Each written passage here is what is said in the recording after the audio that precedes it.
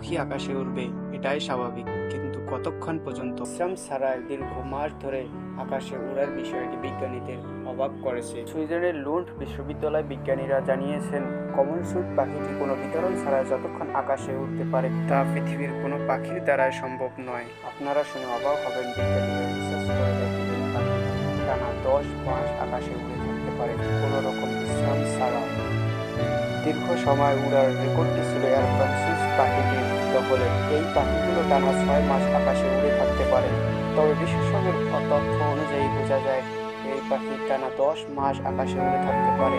বিজ্ঞানীরা পাখির উপর 13টি পাখির উপর 2 বছর গবেষণা চালিয়ে তা খুঁজে পেল।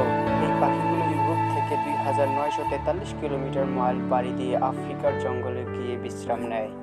তবে এই পাখিগুলো বিজ্ঞানীদেরকে অবাক করে ছাড়িয়েছে। অবশেষে বিজ্ঞানীরা বলে, আল্লাহ তাআলা পৃথিবীতে কত রকম প্রাণী পাঠিয়েছে তা আমরা কল্পনা করতে পারবো না।